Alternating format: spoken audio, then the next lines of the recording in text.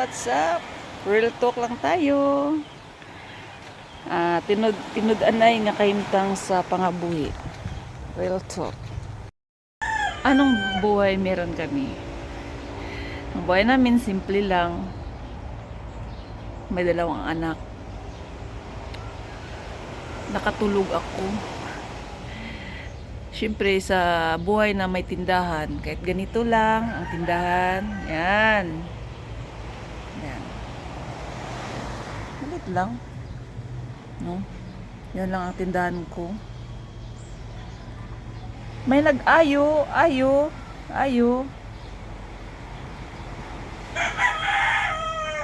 Sabi, mangutang daw ng bigas.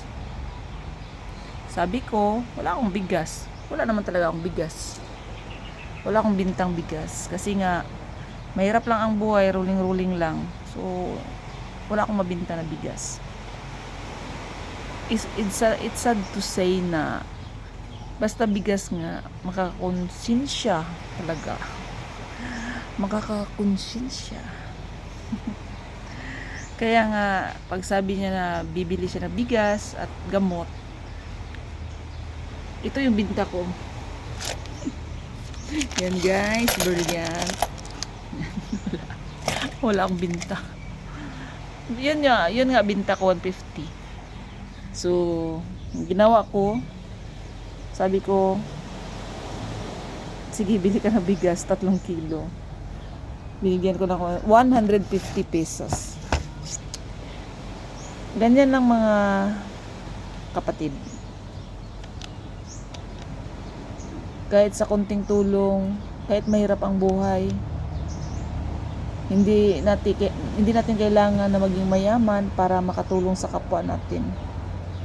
Kahit lang sa kunti-kunti lang na pera or basta bigas, no, nakakadurog ng puso. Kasi nga maraming nagugutom dito sa atin. So if we bless our Almighty God, binibless yung buhay natin at ang pamilya natin, no, tulungan natin ang ating kapwa. Ito yung hanap buhay sa amin sa probinsya. Yan. Sa tabi lang ng dagat.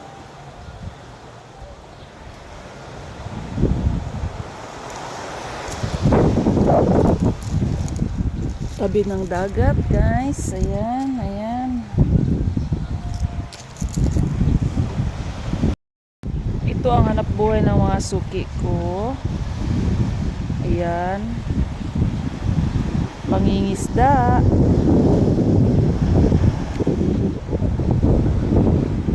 Kaya nga, pagkatok sa tindahan, ayan ang tindahan ko. Hindi pa ako naglinis guys kasi nga gikan ako sa galing ang simbahan.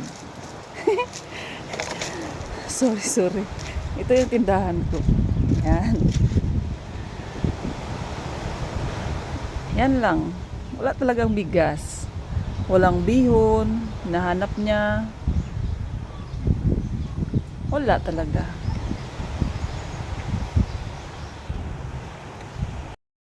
So, ayun guys, no? Update lang po ngayong Sunday. Please help us to subscribe our channel. Hindi man perfect ang pagtagalog kasi Bisaya. Bisayan dako. At least maiintindihan natin yung anong ibig sabihin ng sinasabi ko na real talk. So, daghang salamat. And thank you for watching.